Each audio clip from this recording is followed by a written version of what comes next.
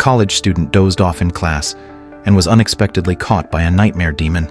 Startled, Chris ran away and quickly entered another classroom, where the nightmare demon appeared again. Upon seeing this, Chris's legs turned to jelly as the demon approached her with its claws raised. At the critical moment, Chris woke up with a scream, which scared the whole class. She tried to calm herself down. Then she noticed a strand of hair on her book that had just been cut, making her wonder if it all really happened. This reminded her of a strange incident that occurred 2 days ago. Her friend Dean had invited her to meet at a restaurant, claiming he hadn't slept for 3 days and 3 nights.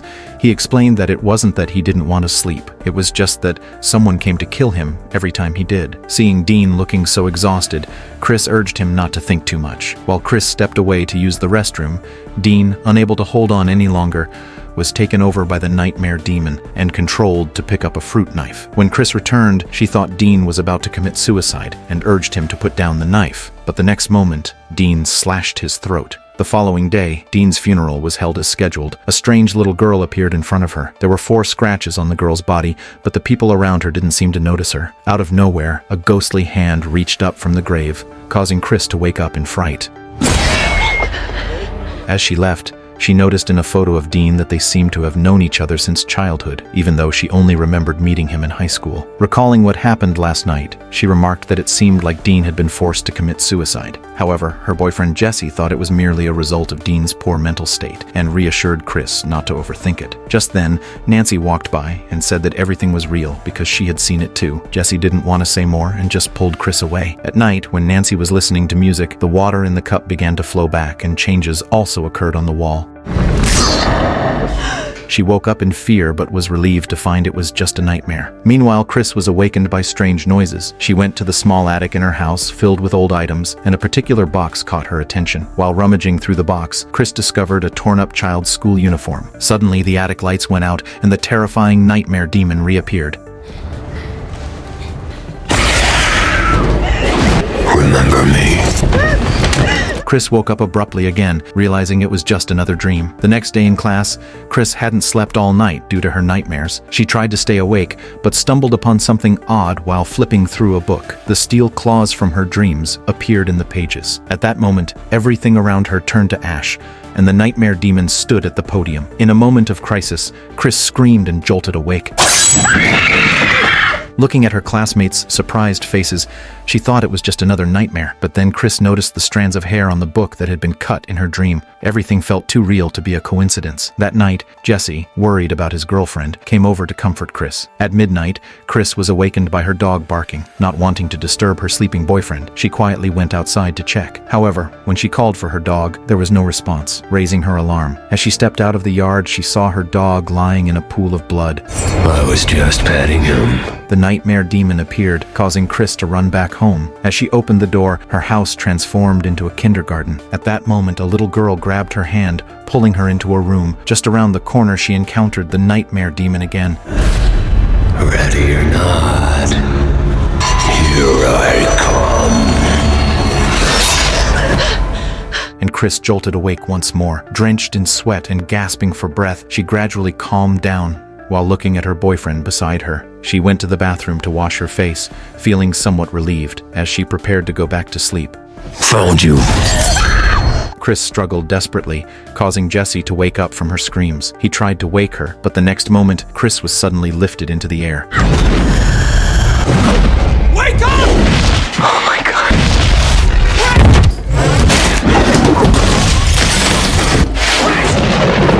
In the end, her body was slashed open, leading to her immediate death. Jesse was sprayed with blood, and when he escaped, he triggered the security alarm and then became a murderer. Before being caught, he found Nancy and explained the situation to her. Jesse urged her to find a way to stop the nightmare demon and warned her to never sleep. As he was taken to prison, Jesse felt extremely nervous, fearing he would be killed in his dreams. On the other side, Nancy called Quentin and told him that Chris was dead. Then they agreed to meet at the library. The next day, Quentin, who arrived first, noticed a little girl staring at him. Curious, he approached her, but suddenly the nightmare demon appeared.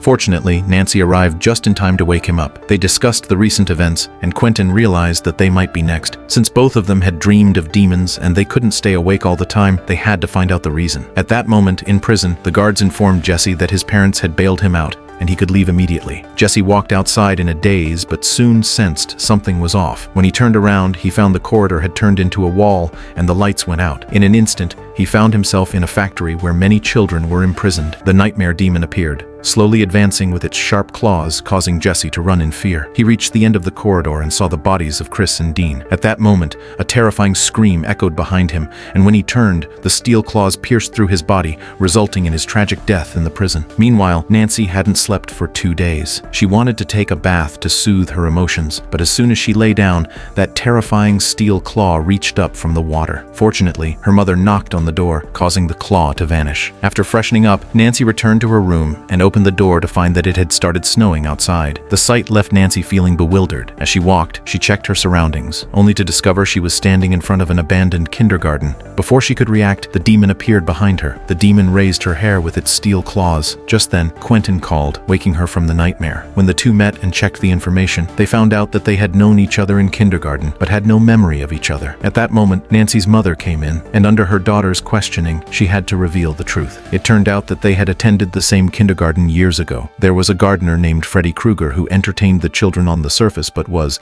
in reality, a maniac. Soon after, the children had many bloody scars on their bodies, and they also said that Freddy had taken them to a mysterious room. However, when the truth came out, Freddy disappeared without a trace. The next day, Quentin participated in a school swimming competition, but halfway through, he was pulled into the water by a mysterious force. When he resurfaced, he found himself in an abandoned factory. There, he witnessed a man being chased by a group of people. It turned out that when the parents learned of the situation, they were furious and chased Freddy to that location, setting the place on fire and burning him alive. Fortunately, Quentin was rescued and regained consciousness. On the other hand, Nancy found other people in an old photograph. The scary thing is that they all died violent deaths, and there are videos released by the parties involved. Quentin found Nancy and explained Freddy's death. They speculated that the children had lied back then, leading the parents to misunderstand and causing Freddy to become the nightmare demon pursuing them. To uncover the truth, the two of them decided to rush to the kindergarten that night. When Quentin got off the car to buy something, Nancy, who had not slept all the time, fell asleep. The demon Freddy appeared and tossed her out of the vehicle. Nancy woke up instantly and got out of the car quickly to urge Quentin. However,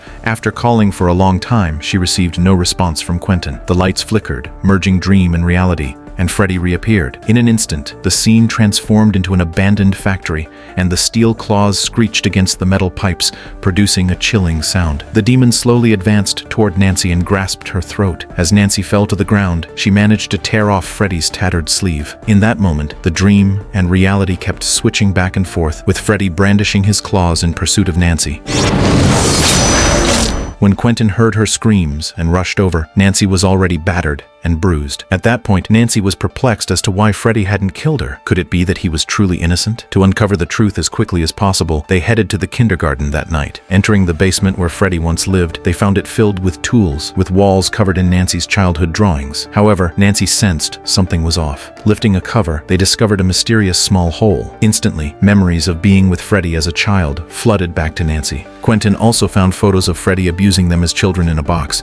At that moment, they realized they hadn't lied back then. Freddy was indeed a bad person.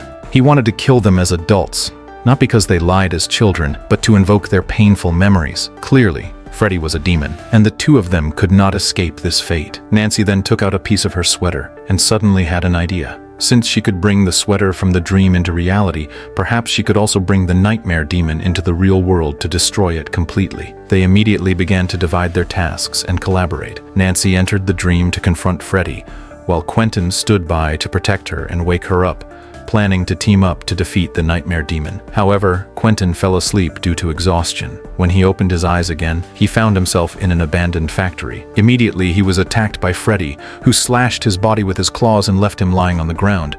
Freddy then went to find Nancy, who had entered the dream. This time, Nancy felt no fear. Instead, she ignited Freddy's interest.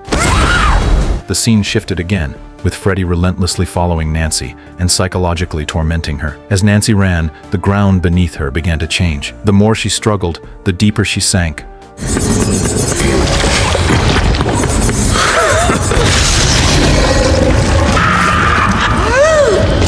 Ultimately falling from the ceiling onto a bed below. She even found herself wearing a dress that Freddy favored. In despair, Nancy screamed, which happened to wake Quentin from the dream.